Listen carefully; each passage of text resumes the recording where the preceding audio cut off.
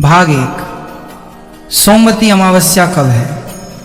भक्तों, किसी भी व्रत, पूजा या धार्मिक अनुष्ठान की सफलता का पहला आधार होता है सही तिथि और सही समय का ज्ञान। इसलिए सबसे पहले जान लेते हैं कि वर्ष 2026 की सबसे निकट आने वाली सोमवती अमावस्या कब पड़ रही है। इस वर्ष सोमवती अमावस्या 15 जून 2026 सोमवार को मनाई जाएगी। अमावस्या तिथि 14 जून को प्रारंभ होकर 15 जून की सुबह तक रहेगी और सोमवार के सूर्योदय के समय अमावस्या तिथि विद्यमान होने के कारण इसी दिन सोमवती अमावस्या का व्रत और पूजन किया जाएगा। भक्तों, शास्त्रों में कहा गया है कि जब अमावस्या और सोमवार का दुर्लभ संयोग बनता है तब उस दिन का पुण्य कई गुना बढ़ जाता है।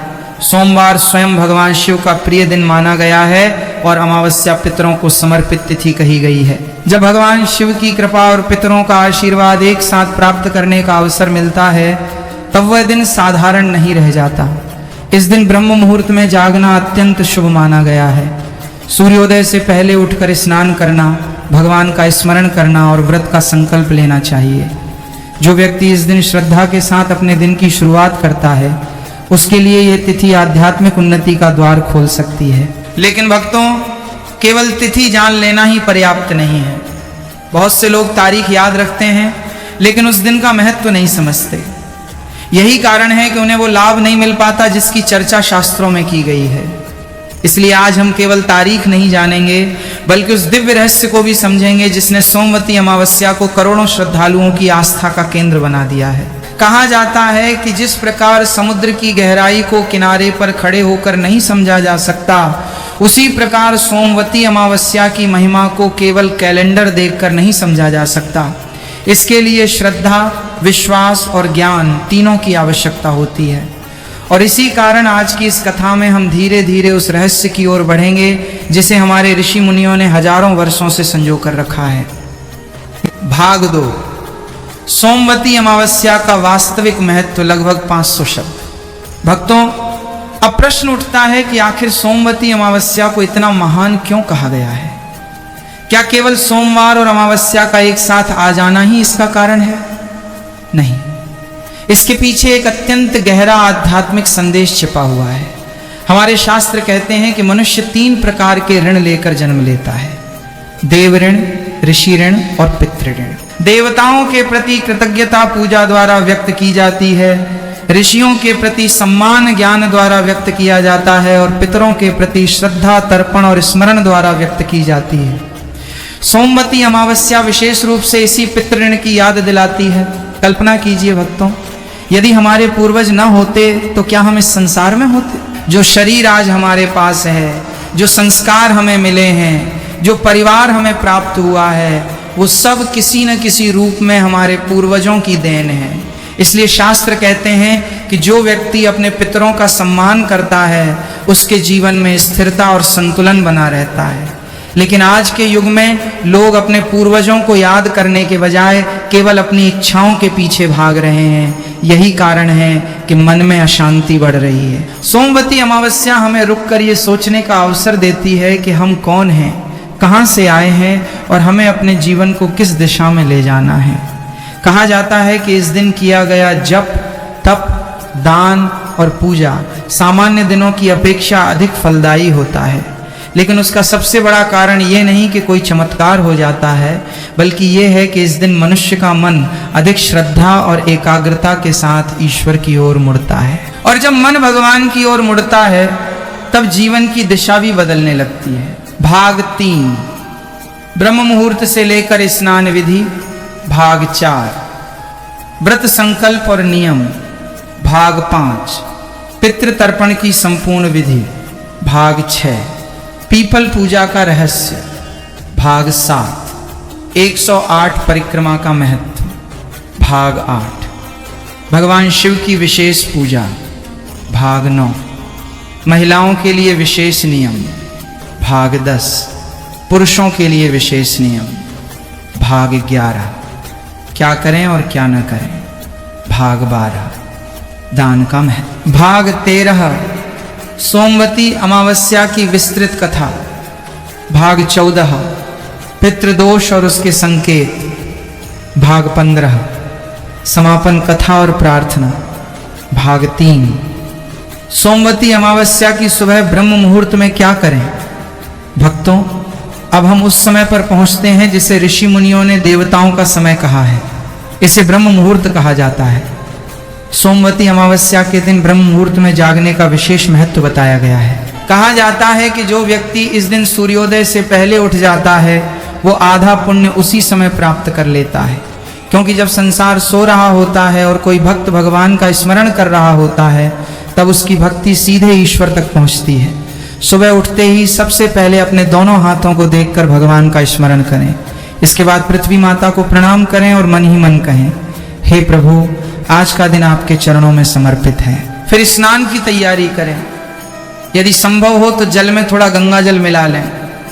शास्त्रों में कहा गया है कि पवित्र भाव से किया गया स्नान केवल शरीर की नहीं बल्कि मन की भी शुद्धि करता है। भक्तों, बहुत से लोग सोचते हैं कि केवल नदी में स्नान करने से ही पुण्य मिलेगा। ऐसा नहीं है। यदि मन पवित्र है तो घर पर किया गया स्नान भी उतना ही फलदायी हो सकता है। भगवान बाहरी दिखावा नहीं देखते, वे आपके हृदय का भाव देखते हैं। इसलिए स्नान करते समय भगवान शिव, श्री हरि विष्णु और अपने पितरों का स्मरण अवश्य करें। भाग 4। व्रत का संकल्प क्यों आवश्यक है? भक्तों, स्नान के बाद सबसे महत्वपूर्ण कार्य होता है संकल्प लेना। संकल्प का अर्थ है अपने मन को एक दिशा देना।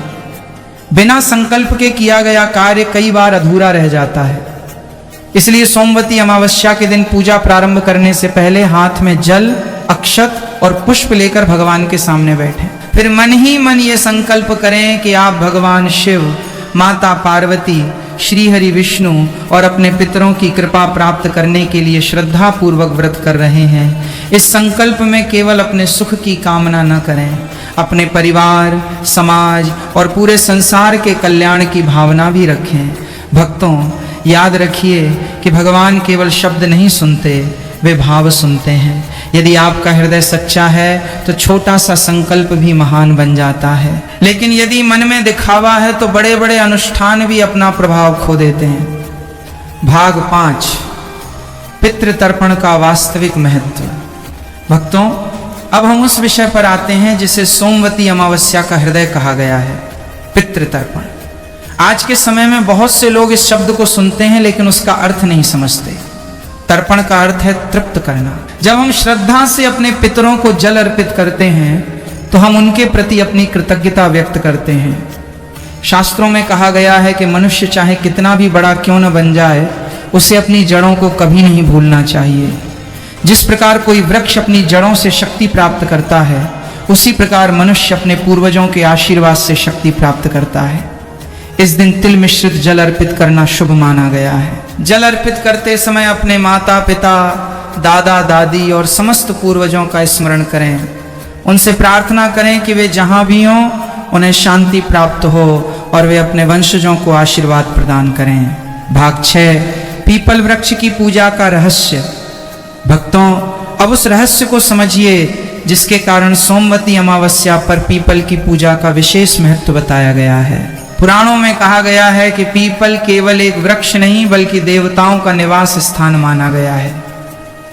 जब कोई व्यक्ति श्रद्धा से पीपल को जल अर्पित करता है, दीपक जलाता है और उसकी परिक्रमा करता है, तब वो केवल एक वृक्ष की पूजा नहीं कर रहा होता बल्कि प्रकृति और ईश्वर के प्रति अपना सम्मान प्रकट कर रहा होता है। बहुत सी महिलाएं इस दिन पीपल की 108 परिक्रमा करती हैं। परिक्रमा करते समय भगवान का नाम लिया जाता है। ये केवल परंपरा नहीं बल्कि मन को एकाग्र करने की साधना है। हर परिक्रमा के साथ व्यक्ति अपने भीतर की नकारात्मकता को छोड़ने और सकारात्मकता को अपनाने का प्रयास करता है। भाग 7। भगवान शिव की विशेष कृपा कैसे प्राप्त करें? भक्तों, सोमवार भगवान शिव का प्रिय दिन है, इसलिए सोमवती अमावस्या पर भगवान शिव की पूजा का महत्व और बढ़ जाता है। सुबह शिवलिंग पर जल अर्पित करें। यदि संभव हो तो दूध, बेलपत्र और सफेद पुष्प भी अर्पित करें। लेकिन याद रखिए, भगवान शिव को प्रसन्न करने का सबसे सरल उपाय है सच्चा मन। शिव को भोलेनाथ कहा जाता है क्योंकि वे अपने भक्तों की छोटी सी भक्ति से भी प्रसन्न हो जाते हैं। कहा जाता है कि जो व्यक्ति सोमवती अमावस्या पर टा नमः शिवाय मंत्र का श्रद्धापूर्वक जाप करता है, उसके जीवन की अनेक मानसिक परेशानियां धीरे धीरे कम होने लगती हैं, क्योंकि शिव केवल देवता नहीं बल्कि शांति और करुणा के प्रतीक हैं। भाग 8, महिलाओं के लिए विशेष महत्व। भक्तों, सनातन परंपरा में सोमवती अमावस्या को विवाहित महिलाओं के लिए अत्यंत शुभ माना गया है। इस दिन महिलाएं अपने पति की लंबी आयु और परिवार की सुख समृद्धि के लिए व्रत रखती हैं, लेकिन इस व्रत का वास्तविक उद्देश्य केवल पति की आयु बढ़ाना नहीं है। इसका उद्देश्य परिवार में प्रेम, विश्वास और सद्भाव बनाए रखना भी है। जब परिवार के सदस्य एक दूसरे के लिए प्रार्थना करते हैं तो उनके बीच का संबंध और मजबूत हो जाता है। इस दिन माता पार्वती की पूजा का भी विशेष महत्व है। माता पार्वती को आदर्श गृहस्थ जीवन का प्रतीक माना गया है, इसलिए उनकी आराधना करने से परिवार में सुख और शांति की कामना की जाती है। भाग 9, दान का महत्व। भक्तों, यदि पूजा के साथ दान न हो तो साधना अधूरी मानी जाती है। दान केवल धन देने का नाम नहीं है। किसी भूखे को भोजन कराना, किसी प्यासे को जल देना, किसी जरूरतमंद की सहायता करना भी दान है। सोमवती अमावस्या पर अन्नदान, वस्त्रदान और तिलदान का विशेष महत्व बताया गया है, लेकिन सबसे बड़ा दान है किसी दुखी व्यक्ति के चेहरे पर मुस्कान लाना। शास्त्र कहते हैं कि जो व्यक्ति निस्वार्थ भाव से दान करता है, उसके जीवन में भी ईश्वर किसी न किसी रूप में सहायता भेजते हैं। इसलिए इस दिन अपनी क्षमता के अनुसार अवश्य दान करें। भाग 10, कौन सी गलतियां नहीं करनी चाहिए। भक्तों, अब उन गलतियों की बात करते हैं जिनसे इस दिन बचना चाहिए। सबसे पहली गलती है क्रोध। यदि आप पूजा करें और फिर किसी का अपमान कर दें तो पूजा का प्रभाव कम हो जाता है। दूसरी गलती है झूठ बोलना। अमावस्या के दिन सत्य का पालन विशेष रूप से आवश्यक माना गया है। तीसरी गलती है माता पिता और बुजुर्गों का अनादर करना। जो व्यक्ति अपने बड़ों का सम्मान नहीं करता वो पितरों की कृपा से भी वंचित रह सकता है। चौथी गलती है जरूरतमंदों की उपेक्षा करना। यदि आपके सामने कोई सहायता मांग रहा हो और आप सक्षम होने के बावजूद उसकी मदद न करें तो ये भी शुभ नहीं माना गया है। पांचवी गलती है पूरे दिन नकारात्मक बातें करना। इस दिन जितना संभव हो भगवान का नाम लें, अच्छे विचार रखें और दूसरों के प्रति प्रेम का भाव रखें। भक्तों, अभी कथा का मुख्य और सबसे रोचक भाग बाकी है। सोमवती अमावस्या की प्राचीन व्रत कथा, एक गरीब स्त्री की अद्भुत कहानी, पितृदोष के संकेत, 108 परिक्रमा का रहस्य और समापन प्रवचन। यही भाग सबसे लंबा होगा और पूरी स्क्रिप्ट को कथा का रूप देगा। भाग 11, सोमवती अमावस्या की प्राचीन कथा का आरंभ। भक्तों, अब मैं आपको एक ऐसी कथा सुनाने जा रहा हूं जिसका वर्णन कई धार्मिक ग्रंथों और लोक परंपराओं में मिलता है। यह कथा केवल एक स्त्री की नहीं है, बल्कि श्रद्धा, विश्वास, सेवा और संकल्प की शक्ति की कथा है। कहा जाता है कि प्राचीन काल में एक ब्राह्मण परिवार रहता था। परिवार धार्मिक था, लेकिन एक बड़ी चिंता उन्हें हमेशा सताती रहती थी। ब्राह्मण की एक कन्या थी जो गुणवान, संस्कारी और अत्यंत सुंदर थी, लेकिन ज्योतिषियों ने उसकी कुंडली देखकर एक भयानक भविष्यवाणी कर दी। उन्होंने कहा कि विवाह के तुरंत बाद उसके पति के जीवन पर संकट आ सकता है। यह सुनकर पूरा परिवार चिंता में डूब गया। माता दिन रात रोती रहती थी और पिता भगवान से प्रार्थना करते रहते थे कि उनकी पुत्री के जीवन से यह संकट टल जाए। समय बीतता गया, लेकिन चिंता समाप्त नहीं हुई। एक दिन एक महात्मा उनके घर आए। उन्होंने परिवार की व्यथा सुनी और कहा कि संसार में ऐसा कोई संकट नहीं जिसे श्रद्धा, सेवा और ईश्वर की कृपा से दूर न किया जा सके। फिर उन्होंने एक विशेष उपाय बताया जिसने आगे चलकर इस कथा को अमर बना दिया। भाग 12, सेवा का वो चमत्कार जिसने भाग्य बदल दिया। भक्तों, महात्मा ने उस ब्राह्मण परिवार से कहा कि दूर एक गांव में एक अत्यंत पुण्यात्मा स्त्री रहती है जिसका नाम सोना था। वह अपनी सेवा, त्याग और धर्मपरायणता के कारण प्रसिद्ध थी। महात्मा ने कहा कि यदि वह स्त्री प्रसन्न होकर अपनी शुभकामनाएं दे दें तो बड़ी से बड़ी विपत्ति भी टल सकती है। यह सुनकर ब्राह्मण की पुत्री ने निश्चय किया कि वह स्वयं जाकर उस पुण्यात्मा स्त्री की सेवा करेगी। कहा जाता है कि वह प्रतिदिन चुपचाप उस स्त्री के घर जाती, सफाई करती, पानी भरती, घर के कार्य करती और बिना बताए लौट आती। कई महीनों तक ये क्रम चलता रहा। एक दिन उस स्त्री को आश्चर्य हुआ कि आखिर उसके घर के सारे कार्य कौन कर जाता है। उसने छिपकर देखा और उस कन्या को पकड़ लिया। जब कन्या ने सारी बात बताई तो वो स्त्री भावुक हो गई। उसने कहा, बेटी, तुम्हारी सेवा और श्रद्धा ने मेरा हृदय जीत लिया है। भगवान तुम्हारे जीवन के सभी संकट दूर करें। भक्तों, यहीं से कथा में वो मोड़ आता है जिसने हजारों वर्षों से लोगों को प्रेरित किया है। भाग 13, श्रद्धा का फल अवश्य मिलता है। भक्तों, समय आया और उस कन्या का विवाह निश्चित हो गया, लेकिन ज्योतिषियों द्वारा बताई गई भविष्यवाणी अब भी लोगों के मन में थी। विवाह संपन्न हुआ, लेकिन कुछ समय बाद वही संकट उपस्थित हो गया जिसका भय सभी को था। पूरा परिवार भयभीत हो उठा। तभी उस पुण्यात्मा स्त्री ने भगवान का स्मरण किया और अपने संचित पुण्य का फल उस कन्या को अर्पित कर दिया। कथा के अनुसार भगवान की कृपा और उस स्त्री के पुण्य प्रभाव से संकट टल गया और कन्या का वैवाहिक जीवन सुरक्षित हो गया। भक्तों, ये कथा हमें ये नहीं सिखाती कि केवल चमत्कार की प्रतीक्षा करनी चाहिए। ये कथा हमें सिखाती है कि सच्ची सेवा, निस्वार्थ भाव और श्रद्धा जीवन की दिशा बदल सकते हैं। भगवान के यहाँ देर हो सकती है, लेकिन अंधेर नहीं होता। जो व्यक्ति सच्चे मन से धर्म और सेवा का मार्ग अपनाता है, उसके लिए ईश्वर किसी न किसी रूप में सहायता अवश्य भेजते हैं। भाग 14, 108 परिक्रमा का रहस्य। भक्तों, अब बात करते हैं उस परंपरा की जिसे लेकर लोगों के मन में सबसे अधिक जिज्ञासा रहती है। आखिर सोमवती अमावस्या पर 108 परिक्रमा क्यों की जाती हैं? सनातन परंपरा में 108 संख्या को अत्यंत पवित्र माना गया है। जपमाला में भी 108 मनके होते हैं। कहा जाता है कि यह संख्या पूर्णता, साधना और आध्यात्मिक ऊर्जा का प्रतीक है। लेकिन भक्तों, केवल संख्या पूरी कर लेना ही उद्देश्य नहीं है। यदि कोई व्यक्ति 108 परिक्रमा कर ले, लेकिन मन में क्रोध, ईर्ष्या और अहंकार भरा हो, तो उसका लाभ सीमित रह जाएगा। वहीं यदि कोई श्रद्धा और भक्ति से कुछ परिक्रमा भी करे, तो उसका महत्व बढ़ जाता है। इसलिए परिक्रमा करते समय भगवान का नाम लेते रहें। प्रत्येक चक्कर के साथ ये भावना रखें कि आपके भीतर की नकारात्मकता समाप्त हो रही है और भगवान की कृपा आपके जीवन में प्रवेश कर रही है।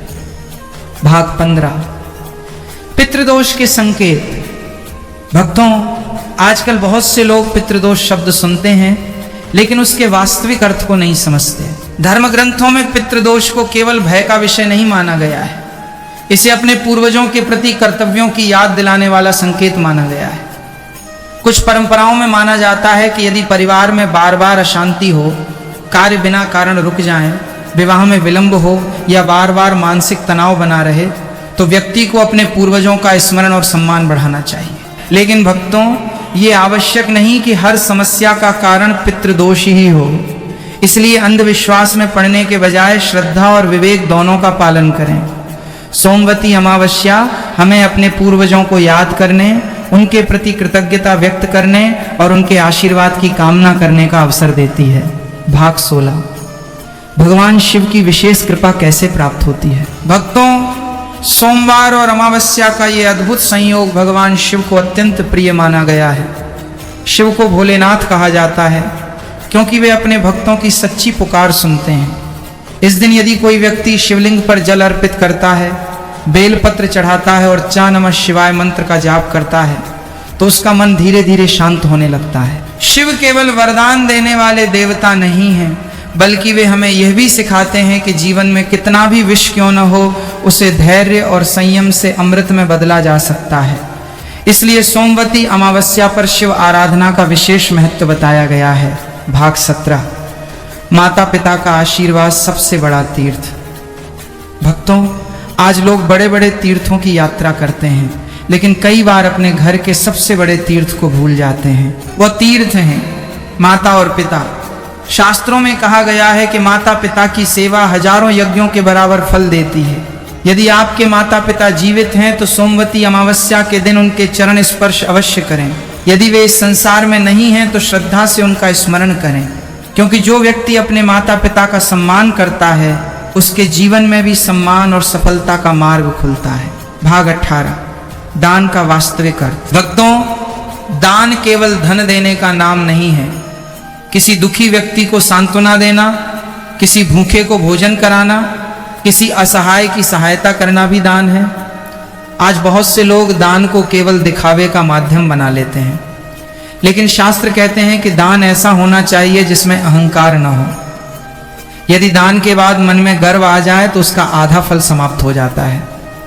इसलिए सोमवती अमावस्या पर दान करें, लेकिन विनम्रता के साथ करें। भगवान को वही दान प्रिय है जिसमें सेवा और करुणा का भाव हो। भाग 19, जीवन का सबसे बड़ा सत्य। भक्तों, अमावस्या हमें एक गहरा संदेश भी देती है। जिस प्रकार अमावस्या की रात में चंद्रमा दिखाई नहीं देता, उसी प्रकार जीवन में भी कई बार अंधकार के क्षण आते हैं। लेकिन जैसे अमावस्या के बाद फिर से चंद्रमा बढ़ने लगता है, वैसे ही जीवन की कठिनाइयां भी स्थायी नहीं होती।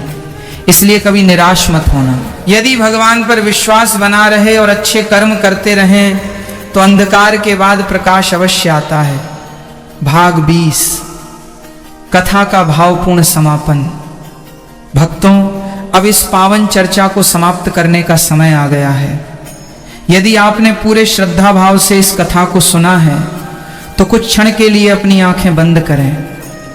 भगवान शिव, माता पार्वती, श्रीहरि विष्णु और अपने पितरों का स्मरण करें। प्रार्थना करें, हे प्रभु, हमारे जीवन से दुख, भय और नकारात्मकता को दूर करें।